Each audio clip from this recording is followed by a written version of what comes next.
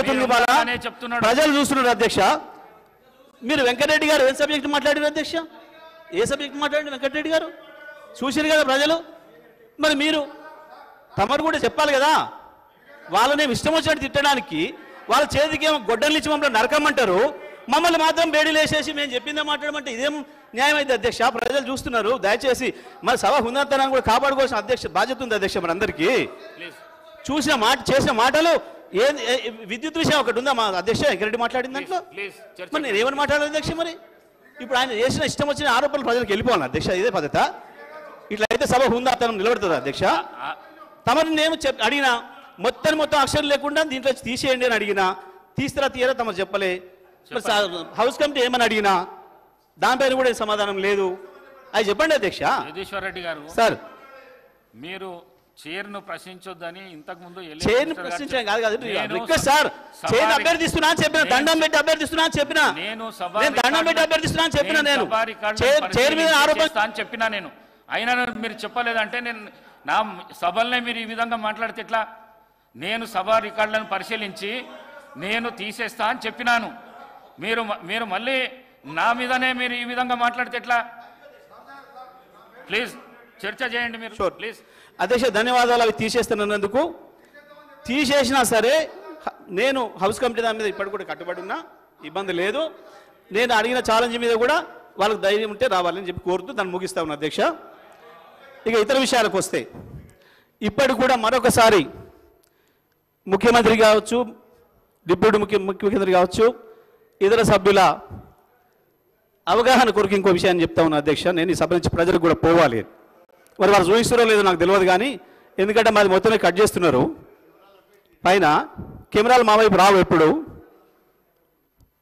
మా దాంట్లో ఎవరు మాట్లాడినా చూపించరు స్పష్టంగా కనబడుతుంది కానీ నేను వారు చెప్తున్న సబ్జెక్ట్ అధ్యక్ష సబ్ క్రిటికల్ సూపర్ క్రిటికల్ అధ్యక్ష సబ్జెక్ట్కి వచ్చిన సబ్ క్రిటికల్ సూపర్ క్రిటికల్ టెక్నాలజీకి సంబంధించి 800 మెగావాట్ల లోపు విద్యుత్ ఉత్పత్తి జరిగినప్పుడు బొగ్గు కొంచెం ఎక్కువ కాలుతుంది దానివల్ల కార్బన్ ఎమిషన్స్ వస్తాయి పొల్యూషన్ అవుతుంది ఈ పొల్యూషన్ కంట్రోల్ చేయాలని చెప్పి ప్రపంచవ్యాప్తంగా వచ్చిన అగ్రిమెంట్లో భాగంగా చట్టం చేశారు 2013-14లో దాని ప్రకారం 2017 మార్చి చివరి నాటికి పూర్తి కాగలిగిన ప్లాంట్లను సబ్ క్రిటికల్ టెక్నాలజీ ద్వారా కూడా పూర్తి చేసుకోవచ్చు ఇక ఆ తర్వాత పూర్తయ్యే మాత్రం ఎట్టి పరిస్థితుల్లో కూడా సబ్ క్రిటికల్లో రావద్దు సూపర్ క్రిటికల్తోనే స్టార్ట్ చేసుకోండి అని చెప్పి ఉంది దాంట్లో ఆనాడు మనకున్న విద్యుత్ అవసరాల దృష్ట్యా దాని యొక్క అత్యవసర పరిస్థితిని దృష్టిలో పెట్టుకొని బిహెచ్ఎల్ను పిలిచి మీరు ఎన్ని రోజుల్లో చేయగలుగుతారు తక్కువ అని అడిగినారు ముఖ్యమంత్రి గారు అడిగితే వాళ్ళు సూపర్ క్రిటికల్ అయితే 5 సంవత్సరాలు 6 సంవత్సరాలు తీసుకుంటుంది గతంలో అయితే ఎక్కువని తీసుకున్నాయి మేము తక్కువ అంటే 4 సంవత్సరాలు చేయగలుగుతాం అంతకు మించి తగ్గించలేం సార్ మేము అని చెప్పిండ్రు కొత్తగూడెంది కేటీపీపీ 7th స్టేజ్ ఇచ్చినాం వాళ్ళకి అదే సందర్భంలో మా దగ్గర 270x4 మెషినరీ 2270 మెగావాట్లు తయారు చేయగలిగిన మెషినరీ మా దగ్గర సిద్ధంగా ఉంది మీరు అర్జెంట్ అంటున్నారు కాబట్టి సివిల్ వర్క్స్ చేసుకుంటే ఆ మెషినరీ తెచ్చి ఇక్కడ చేసుకోవచ్చు బిగించుకోవచ్చు కొత్త మెషినరీ అది మీరు అవకాశం ఇస్తే అది చేస్తాం 2 ఏళ్లలో పూర్తి చేస్తాం అది కూడా కేంద్ర ప్రభుత్వం యొక్క కండిషన్స్ మాకు తెలుసు మార్చి 2017 లోపలనే చేస్తాం మేము అని చెప్పారు కేంద్ర ప్రభుత్వ సంస్థ వారు ముఖ్యమంత్రి గారు చెప్పినట్లు వాళ్ళ దగ్గర టెక్నాలజీ మెషినరీ ఎక్విప్మెంటే వాళ్ళ కాడ తీసుకుంటాం కాబట్టి వాళ్ళ దగ్గరే ఉంది అన్నప్పుడు వాళ్ళకి అది అప్పచెప్పినాం అధ్యక్ష ఆ తర్వాత ఎన్జిటి కేసు కరోనా ఇతర కారణం వల్ల ఆలస్యమైంది నిన్న ఉప ముఖ్యమంత్రి గారు మాట్లాడుతున్న సందర్భంలోనే చెప్పారు మేము 2006లో ప్రారంభించింది మీరు కంప్లీట్ చేసిర్రు మేము 2007లో ప్రారంభించింది మీరు కంప్లీట్ చేసిర్రు ఆ తర్వాత 2009లో ప్రారంభించింది మీరు కంప్లీట్ చేసిర్రు మీరు చేసిర్రు చెప్పుకుంటున్నారు 2006లో ప్రారంభించింది మేము వచ్చినాక పూర్తి చేసినామంటే ఎన్ని ఏళ్ళు పట్టినట్టు అధ్యక్ష అయినా ఈ దేశంలో ఇప్పటి వరకు మొత్తం భారతదేశంలో రికార్డు మేము కొత్తగూడెంలో నిర్మాణం చేసిన 800 మెగావాట్స్ సూపర్ క్రిటికల్ టెక్నాలజీతో పూర్తి చేసింది. అత్యంత తక్కువ సమయంలో, రికార్డ్ సమయంలో పూర్తి చేసినాం అధ్యక్ష. మరి అది పూర్తి చేసిన వల్ల మిగతా పూర్తి చేయకుండా ఉండడానికి మాకేం అవసరం అధ్యక్ష? వచ్చిన కారణాలు ఎన్జిటి కేసులు, కరోనా, వాటి వల్ల ఆలస్యమైందని చెప్పినాం. ఇక సూపర్ క్రిటికల్ సబ్ క్రిటికల్ సంబంధించి ఏ కేంద్ర ప్రభుత్వం అయితే చట్టం చేసి మీరు సూపర్ క్రిటికల్ పోవాలని చెప్పిందో అదే కేంద్రం నుంచి ఈ మధ్యకాలంలో ఒక మెమో వచ్చింది అధ్యక్ష.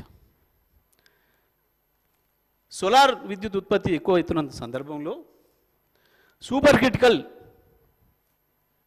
ప్లాంట్లకు కూడా 50% PLF వరకే పనిచేయాలి అని చెప్పి అధ్యక్ష, అది 500-600 మెగావాట్లు ఉత్పత్తి చేసినా సబ్ క్రిటికల్ దాని అర్థం.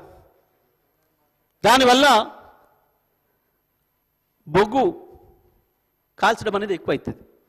800 లోపలికి వచ్చి 700 లోపలికి వస్తే తప్పకుండా అది మళ్ళీ సబ్ క్రిటికల్ టెక్నాలజీతో వచ్చిన ఎమిషన్స్ ఎంత వస్తాయో అంతే వస్తాయి. కాబట్టి ఇవాళ దానికి అర్థమే లేకుండా పోయింది. ఈ విషయాన్ని నేను మీ అందరి దృష్టికి తీసుకొస్తా ఉన్నా, సభ సభ్యులు కావచ్చు, ప్రజల దృష్టికి. 800 అయితేనేమో ఎమిషన్స్ తక్కువ ఉంటాయి, కార్బన్ తక్కువ కాలుతుంది, బొగ్గు అంతకంటే లోపైతే ఎక్కువ కాలుతుంది అనేది దీంట్లో వేరే ఏం లేదు పంచాయతీ. కానీ ఇవాళ దాన్ని కూడా తగ్గించి నడపడం వల్ల 400, 450, 500కు తగ్గించడం వల్ల మళ్ళీ బొగ్గు ఎక్కువ కాలుతుంది, కార్బన్ ఎమిషన్స్ ఎక్కువ అవుతాయి. ఇది ఎవరిని అడిగినా చెప్తారు టెక్నీషియన్స్. కాబట్టి దీంట్లో ఏందో బ్రహ్మ విద్య ఉంది, ఏదో sub critical super critical sub critical పెట్టినరు, మొత్తం ఈ రాష్ట్రం నాశనం అయిపోయింది, దాంతో డబ్బులు పోయినాయి అని చెప్పి మీరు చేస్తున్న ప్రచారం సరే ఇది కాదు అనే విషయాన్ని నేను ప్రజలకు చెప్పవలసుకున్న ఇక్కడి నుంచి అదే విషయాన్ని ప్రస్తావించిన అధ్యక్ష. ఇకపోతే మీరు BOP, BTP గురించి మాట్లాడినారు. అదే సందర్భంలో మనం ఇవాళ ఇక్కడ ఏదైతే కొత్తగూడెం ప్లాంట్ని BHELకి ఇచ్చినామో మొత్తం కలిపేసినాం అధ్యక్ష. అది కూడా దాని మీద వీళ్ళు ఒక్కసారి కూడా మాట్లాడలే. ఇంకా అది కూడా ఉంది. మరి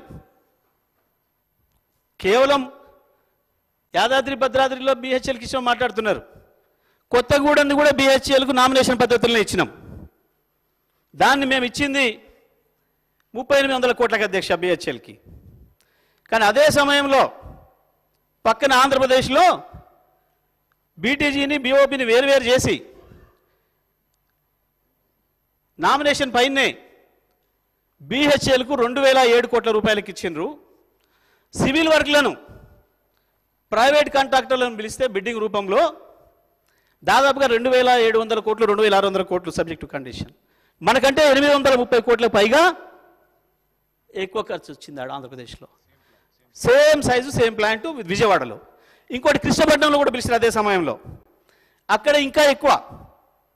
ఇదే BHELకు 2007 కోట్లకేమో BTG ఇచ్చిండ్రు, BOP అక్కడ 3000 కోట్ల చిల్లరకు వచ్చింది అధ్యక్ష ఓపెన్ టెండర్గా పిలిస్తే.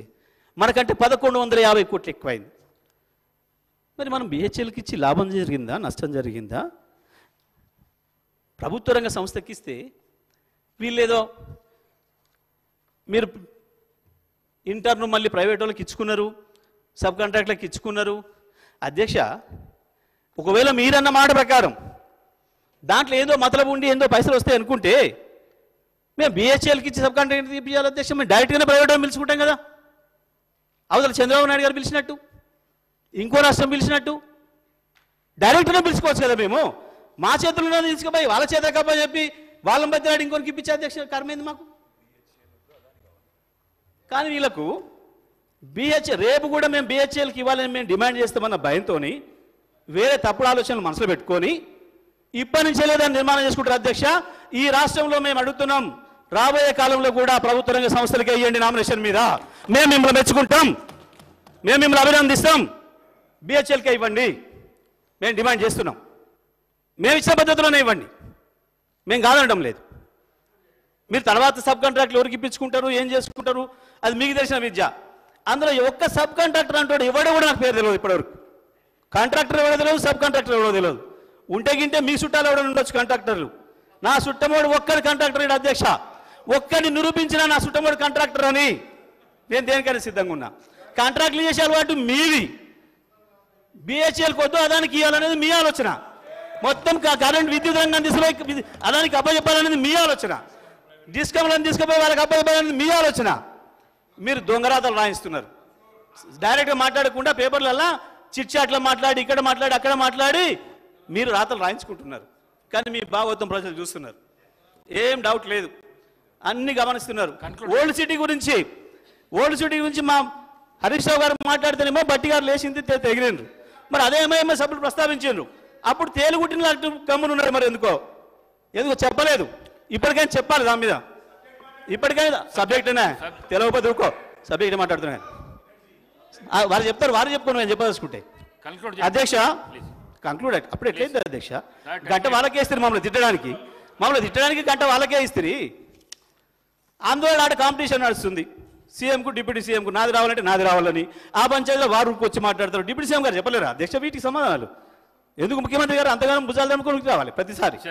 ఎందుకంటే సభానాయకుడిగా నాకు అవకాశం ఉంది కాబట్టి. సభానాయకుడిగా నాకు అవకాశం ఉంది కాబట్టి. గౌరవనీయులు అధ్యక్ష, మాజీ మంత్రి గారికి తెలుసు, అన్ని సబ్జెక్ట్స్కి సంబంధించి ఈ రాష్ట్ర ప్రయోజనాలను దృష్టిలో పెట్టుకొని ముఖ్యమంత్రి గారికి ఎప్పుడు ఏ సబ్జెక్ట్ పైన అన్నా ప్రజలకు సంబంధించిన అంశం వచ్చే వరకు క్లారిటీ ఇచ్చే వారికి అధికారం ఉంది. మీ ద్వారానే మీరు అవకాశం ఇస్తూ మాట్లాడారు. మరి అన్నిట్లో ఆ విధంగా అందరి మంత్రులపైన స్వీపింగ్ రిమార్క్స్ చేసుకుంటూ, అందరి సభ్యులపైన స్వీపింగ్ రిమార్క్స్ చేసుకుంటూ ఇది మాట్లాడడం సభ్యత కాదు అధ్యక్ష. మీకు కూడా తెలుసు, మీరు ముఖ్యమంత్రిగా కేసీఆర్ గారు ఉన్నప్పుడు అన్ని సబ్జెక్ట్స్ మేము మాట్లాడుతుండే అధ్యక్ష. ఒక్కరికి ఇక్కడ ఉన్న గౌరవ మంత్రులను అడగండి, మీ సబ్జెక్ట్ కూడా వారే మాట్లాడిపోతున్నారు. మీకు కూడా అవకాశం లేకుండా ఉండే. కనీసం మా దాంట్లో ప్రజాస్వామికంగా అవకాశం అన్న ఉంది అధ్యక్ష. ప్లీజ్. ధన్యవాదాలు అధ్యక్ష. మా ముఖ్యమంత్రి గారు సభకే రాలేదని చెప్పారు, చుచ్చిలను ఒప్పుకున్నందుకు ధన్యవాదాలు, సంతోషం. అధ్యక్ష, ఇక మీరు పిటి హెడ్ గురించి వెళ్ళి మాట్లాడారు. అధ్యక్ష, మీరు పిటి హెడే కనుక నిజమే అయితే మరి విజయవాడ థర్మల్ పవర్ స్టేషన్ కట్టింది ఎవరు అధ్యక్ష? మీరే కదా. ఏ పిటి హెడ్ విజయవాడలో థర్మల్ పవర్ స్టేషన్ కట్టింది? ఏ పిటి హెడ్ ఉందని కట్టిండ్రు? ఎక్కడ బొగ్గు ఉందని? విజయవాడలో బొగ్గుదని కట్టిందా? కట్టింది ఎవరు? కాంగ్రెస్ గవర్నమెంటే కదా. దేనికి కట్టిండ్రు? కడప ఆర్టీపీపీలో కనీసం నీళ్ళు కూడా లేవు.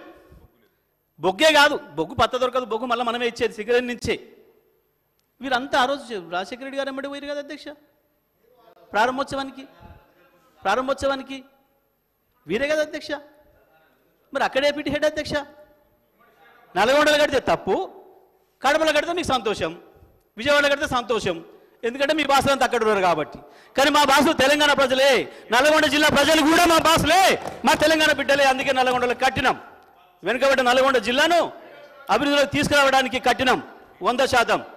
నేను కమిషన్ కూడా విషయం చెప్పిన, నేను కోరిన జిల్లా మంత్రిగా మొత్తం నాశనం చేస్తే నల్గొండ జిల్లాను వీళ్ళు 2 లక్షల మందికి కాళ్ళు చేతులు లేకుండా వంకరపోయేటట్టు చేసి ఫ్లోరిన్ ఇస్తే మాకు బహుమతిగా ఒక్క పరిశ్రమ 60 ఏళ్లలో 1000 మంది పనిచేసే ఒక్క ప్రభుత్వ పరిశ్రమను తేకుండా అక్కడ యువతను నాశనం చేస్తే నేను అడిగిన ఒక పవర్ ప్లాంట్ నిర్మాణానికి కావాల్సిన అధ్యక్ష 5-6 కాంపోనెంట్స్ ఉంటాయి. మొట్టమొదటిది నీళ్లు, 2 రోడ్ కనెక్టివిటీ, 3 రైల్ కనెక్టివిటీ, 4 అక్కడ వచ్చిన యాష్ ఏదైతే వస్తుందో దాని డిస్పోజల్. ఇటువంటి అన్నీ అక్కడ అందుబాటులో ఉన్నాయి. వాస్తవానికి మహబూబ్నగర్ జిల్లాలో గద్వాలలో కట్టాలని చెప్పి ఆలోచన చేశారు కేసీఆర్ గారు. ముందు మహబూబ్నగర్ సంబంధించిన మంత్రులతో మాట్లాడారు.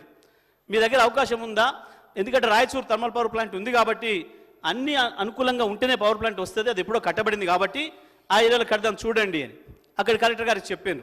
ఆడ భూమి ఏమైనా ప్రభుత్వ భూమి అందుబాటులో ఉందా, భూమి తీసుకోవడానికి అవకాశం ఉందా చూడమని. కానీ అక్కడ కలెక్టర్ గారు 2-3 నెలల తర్వాత రిపోర్ట్ ఇచ్చి భూమి ఉన్నమాట వాస్తవమే కానీ చాలామంది పేదలకు ఇచ్చిండ్రు, అసైన్మెంట్ చేసిండ్రు, ఇంకొంతమంది అదనంగా ఉన్నారు, 5-6 వేల మంది ఉన్నారు, అంతమంది నిరాశలు చేయడం కష్టమవుతుంది అని చెప్పాను. ఆ సందర్భంలో నేను అడిగిన ముఖ్యమంత్రి గారిని, అన్న మా దగ్గర అవకాశం ఉంది, దామర్చర్ల ప్రాంతంలో నీళ్లున్నాయి, 10 ఏళ్ళు కరువు వచ్చిన నీళ్ళు అందుబాటులో ఉన్నాయి, రైల్వే ఉంది, అక్కడి నుంచి నేషనల్ హైవే ఉంది, రేపేదైనా సందర్భం పడితే ఎందుకంటే కేంద్ర ప్రభుత్వం అప్పటికే చట్టం తెస్తూ ఉంది విదేశీ బొగ్గు వాడాలి అని చెప్పి కూడా.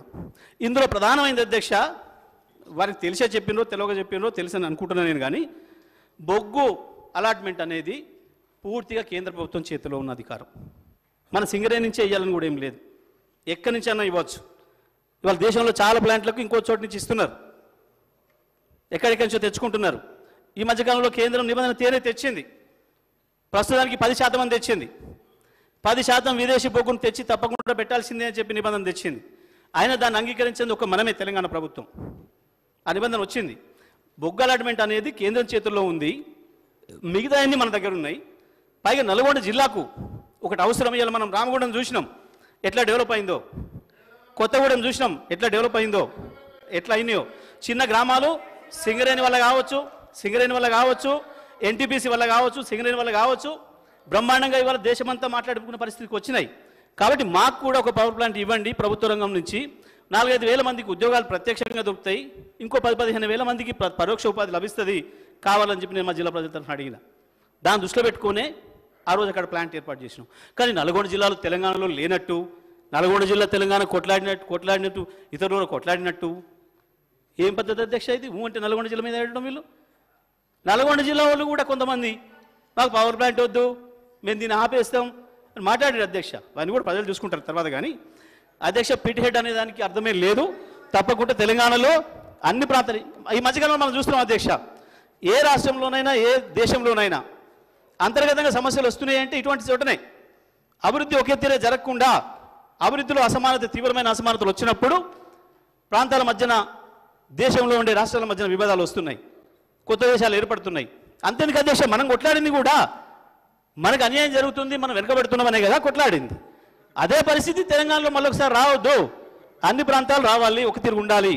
ఇంకోటి కూడా ఉన్నది అధ్యక్ష, దీంట్లో ఎప్పుడైనా ఏదైనా ప్రకృతి వైపరీత్యం వచ్చినప్పుడు మొత్తం ఒకటే ప్రాంతంలో ఉండడం వల్ల నష్టం జరిగే అవకాశం ఉంది.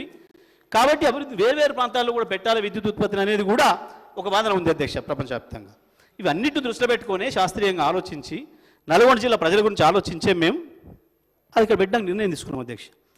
దానికి ఏందో జరిగిపోయింది, నల్గొండలో పెట్టడం పెద్ద నేరం, నల్గొండ జిల్లా ప్రజలందరూ కూడా తెలంగాణ వాళ్ళు కారు, మేము ఇంకెక్కడో పెడతాం అన్న పద్ధతుల్లో దాన్ని తప్పైనట్టు చిత్రీకరిస్తూ ఉన్నారు.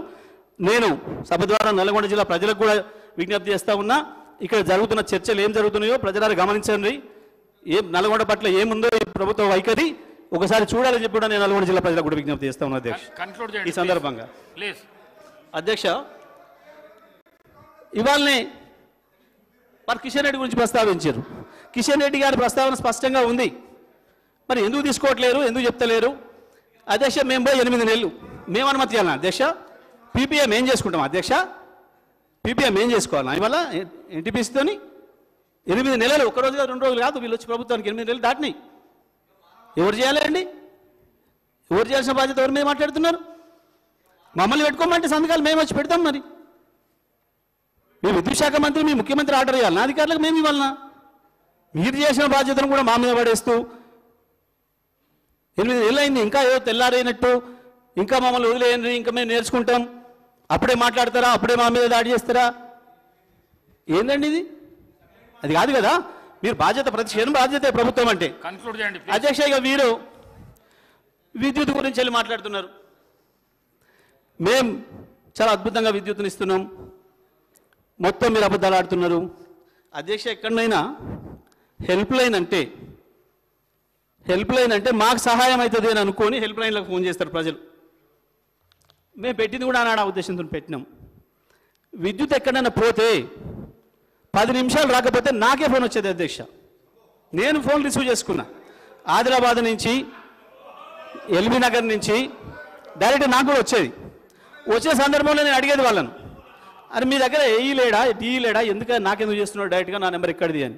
సార్ ఆన్లైన్లో చూసినాం, మీకే చేస్తున్నాం, హెల్ప్ లభిస్తుంది, సహాయం లభిస్తుంది అని. కానీ దురదృష్టవశాత్తు వల్ల ఆ హెల్ప్ లైన్ వాళ్ళ మీద కేసు పెట్టడానికే ఉపయోగపడుతుందని మేము అనుకోలేదు అధ్యక్ష. ఇంత దుర్మార్గం ఇది. హెల్ప్ లైన్ కొరకు హెల్ప్ చేయమని ఫోన్ చేస్తే కేసులు పెట్టి జైలు పంపించే గొప్ప ప్రభుత్వం వచ్చిందని ప్రజలు మాట్లాడుకుంటారు అధ్యక్ష. అవతల జర్నలిస్టుల మీద కూడా చివరికి సబ్జెక్టే అధ్యక్ష, ఇది సబ్జెక్టే, నేనే డిబేట్ కావట్లే. Subject, this is very much subject, I'm not debating అధ్యక్ష. ఎవరు చివరికి సునీత కృష్ణన్ పద్మశ్రీ అవార్డీ, మిగతా పక్కన పెడదాం. సునీత కృష్ణన్ గారు repeated complaints to TG SPDCL for the last more than 2 hours regarding power cut. Standard response, no relief yet. This is very inconvenient. The path of the department not to give the true picture more concerning. ఇవి పెట్టింది. అయితే అధ్యక్ష ఎక్కడైనా పెట్టగానే ఆ ప్రాంతంలో సరి చేస్తారు విద్యుత్. కానీ లైన్ మీద ఇంటికి పోయి మీరు పెట్టిన పోస్ట్ తీసేయాలి. ఎందుకు తీసేయాలి అని మనం అడిగితే మాకు పైనుంచి ఒత్తిడి ఉంది అధికారుల నుంచి. చివరికి ఎక్కడ దాకా పోయారు అధ్యక్ష, మీరు ఇట్లే పోస్ట్ పెడితే మీకు కరెంట్ ఏజెంట్ కట్ చేస్తాం. చివరికి వాళ్ళ పేరు చెప్పుకోలేక ఎవరికో జర్నలిస్టు చెప్తే వారు పెడితే వారి మీద కేసు, రేవతి అన్నమా మీద కేసు. ఇదే అధ్యక్ష వీరు పవర్ ఇస్తున్న విషయం. డిప్యూటీ సీఎం గారు మేము కరెంట్ ఇవ్వలే, మీరు అంతా మీరే అబద్ధాలు మాట్లాడుతున్నారు. గాంధీభవన్లో పోయింది, వాళ్ళ మంత్రులు మాట్లాడే కాడ పోయింది, వాళ్ళ నాయకులు మాట్లాడే కాడ పోయింది. ఆఖరికి అధ్యక్ష ఒకవేళ కరెంటు పోయిందని మాట్లాడమే నేరమైతే మరి వాళ్ళ ఎమ్మెల్సీ జీవన్ రెడ్డి గారు కరెంటు పోతే అధికారులను ఫోన్ చేసి ఎట్లా కోప్పడ్డాడో మన వార్తలలో చూసినాం. మరి ఆయన మీద పెడతారా కేసు? ఆయన కూడా పెడతారా?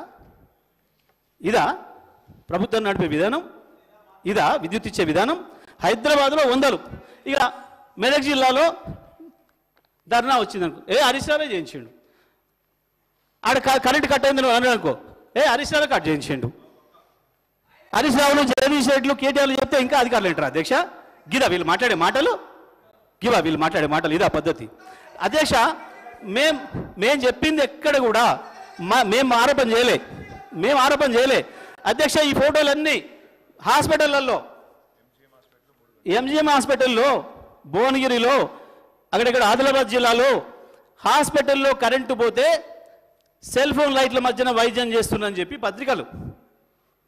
మరి నాస తెలంగాణగా మీ పత్రిక వచ్చి మీరు చూపిస్తే, కానీ ఇండియన్ ఎక్స్ప్రెస్ లాంటి పత్రికలు, ఈనాడు లాంటి పత్రికలు, ప్రతి పత్రికలో, అన్ని పత్రికల్లో వస్తున్నాయి వార్తలు. మరి ఇవన్నీ కరెంటు పోకున్నా వాళ్ళు రాస్తున్నట్ట డిప్యూటీ సీఎం గారు మాట్లాడిన మాట? అసలు విద్యుత్ అయిపోలేదు అధ్యక్ష. ఇప్పటి వరకు ఈ ప్రభుత్వం వచ్చిన తర్వాత పోల్స్ ఇచ్చుడు కానీ, కొత్త కనెక్షన్ కానీ, కొత్త ట్రాన్స్ఫార్మర్ కానీ ఇచ్చిన పాపన ఓట్లేరు అధ్యక్ష. మరి విద్యుత్ విషయం మాట్లాడితే రేవంత్ రెడ్డి గారికి ఇక్కడ కూర్చొని మాట్లాడిన మాటలు గుర్తు చేసుకోవాలి ఒకసారి. కాంగ్రెస్ ప్రభుత్వం మీద తెగ ఓడుతున్నారు కదా, కాంగ్రెస్ ప్రభుత్వం ఉన్నాడు వారు ఇక్కడ మాట్లాడిన మాటలు. మన ఆయన చచ్చిపోతే స్నానం చేస్తానికే నీళ్లు లేవు అని. ఇప్పుడేమో ఏకంగా కాంగ్రెస్ అద్భుతం చేసింది. కాంగ్రెస్ ఉన్నప్పుడే కరెంట్ ఉండే, మధ్య కేసీఆర్ వచ్చే కరెంట్ తీసేసిండు. మీరు ఆయన చచ్చిపోయినాడు, కేసీఆర్ లేడు కదా, ఆయన చచ్చిపోయినాడు, ఉన్నది కాంగ్రెస్ ప్రభుత్వమే కదా అధ్యక్ష. నేను రాజకీయాలు పోదలుచుకోలేదు కానీ మీరు మాట్లాడిన మాట అధ్యక్ష మాట్లాడుతున్నా అధ్యక్ష, సబ్జెక్టే మాట్లాడుతున్నా అధ్యక్ష. మేము చాలా స్పష్టంగా చెప్పినాం. చంద్రబాబు నాయుడు గారు వారు నేను చెప్పిన మాటనే అర్థగంట చెప్పిండ్రు. నేను ఒకటే మాటలు చెప్పిన, విద్యుత్తును ఉత్పత్తి సామర్థ్యాన్ని బట్టి షేర్ చేయలేదు, విద్యుత్తును వినియోగాన్ని బట్టి షేర్ చేసేదనే మాట ఒకటే మాటలు చెప్పేసి నేను. ఎందుకంటే మీరు ఎక్కువ సమయం ఇయ్యరు కాబట్టి, కష్టమవుతుంది కాబట్టి, సభ్యులు ఉన్నారు కాబట్టి, దానికే అర్థగంట మాట్లాడారు ముఖ్యమంత్రి గారు వచ్చి దాని విషయంలో. అయితే పాపం వాళ్ళనే చెప్పుకోలే అన్నాడు. మరి వీళ్ళు ఎంపీలు, కాంగ్రెస్ ఎంపీలు, ఎమ్మెల్యేలు అందరూ పోయి చేపాలెడ్డి కాడ కూర్చొని కొట్లాడి వీళ్ళందరూ కలిసి కుస్తీలు బట్టి 53% చేయించారు మనకన్నమాట. వాళ్ళే చెప్పలే, వార్తలు కూడా చూడలేదు మేము ఒక్కరోజు కూడా. మరి ఆ రోజు వీరు తెలుగుదేశం నుండి వీరికి ఎట్లా తెలిసినో సరే, జైపాల్ రెడ్డి గారు అంటే వాళ్ళ మామగారు కావచ్చు, ఇప్పుడు ఆయన గొప్ప కనపడవచ్చు. అయ్యా జైపాల్ రెడ్డి గారు ఉన్నాడు, ఒకరోజు కూడా వార్తలు వీరికి ఎప్పుడు సంబంధం లేవు. కానీ మరి వీళ్ళందరూ జైపాల్ రెడ్డి గారి కాడికి పోయి కూర్చున్నట్టు ఆ సర్టిఫికేట్లు ఎందుకు ఇప్పుడు ఇస్తున్నాడో మాకు అర్థం కావట్లేదు అధ్యక్ష. ఇందులో ఇక కమిషన్ అధ్యక్ష మంచి ప్రస్తావన తెచ్చారు కమిషన్ విషయం అధ్యక్ష. 100% నేనే ఇట్లాంటి ఆరోపణలు, వీళ్ళు పసలేని ఆరోపణలు చేస్తూ మీ ముందేందో 10,000 కోట్లు సంపాదించిండు, ఏమంటే 20,000 కోట్లు సంపాదించిండు. ఈయన అయింది డమ్మీ మంత్రి. మరి డమ్మీ మంత్రి 20,000 కోట్లు సంపాదిస్తున్నావు, ఒరిజినల్ మంత్రి ఎన్ని 20 లక్షల కోట్లు సంపాదిస్తున్నావా? ఎట్లా సంపాదిస్తున్నావు అధ్యక్ష? అధ్యక్ష హరీష్ రావు డమ్మీ. కె వెంకటరామరెడ్డి గారు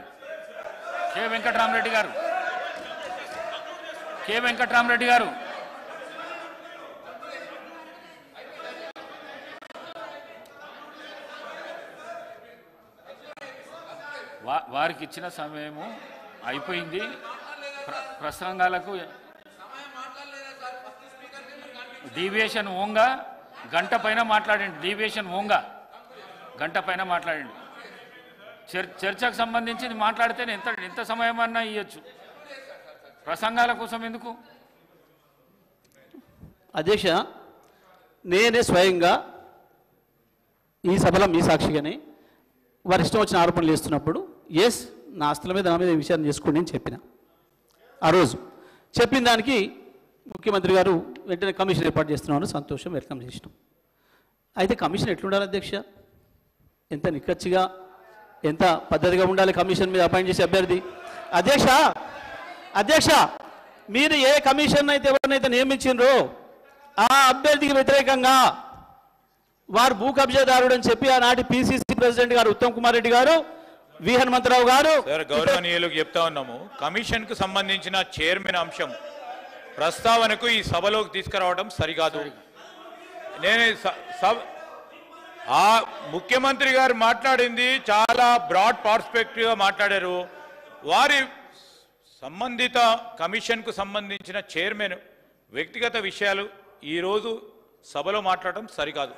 సెకండ్ థింగ్, టెక్నికల్ అంశాలకు పోవటం సరికాదు. సబ్జుడీస్ ఉన్న విషయం అధ్యక్ష, దయచేసి వారికి కూడా తెలుసు. నేను ఈరోజు ఇప్పుడు కూడా కోరుతా ఉన్నాను అధ్యక్ష. ఇప్పటి వరకు గౌరవనీయులు జగదీశ్వర్ రెడ్డి గారు మాట్లాడింది 1 గంట 6 నిమిషాలు. మేము మా గౌరవ ముఖ్యమంత్రి గారు మేమందరం మాట్లాడింది దాన్ని తీసుకోగా 1 గంట 6 నిమిషాలు మాట్లాడారు.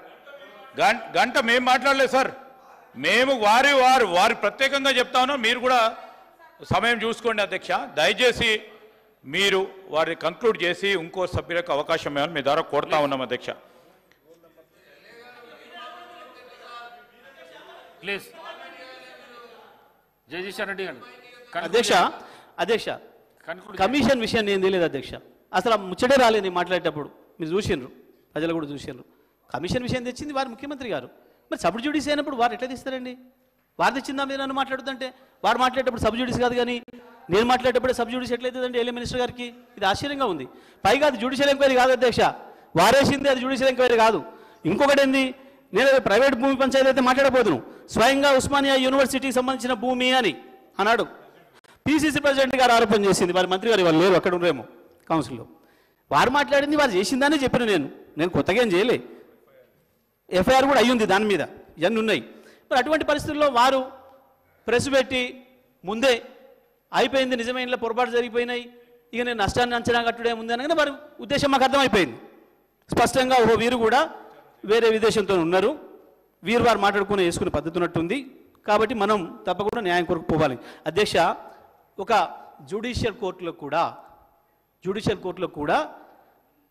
జడ్జి పట్ల కానీ పీపీ పట్ల కానీ ఒక వేరే అభిప్రాయం ఉన్నప్పుడు, నాకు న్యాయం జరగదని ఇక్కడ ఒక అభిప్రాయం ఉన్నప్పుడు సాధారణమైన అక్యూజ్డ్ కూడా కోరుకునే హక్కు ఉంది, ఇక్కడి నుంచి నన్ను మార్చండి అని రాజ్యాంగంలో.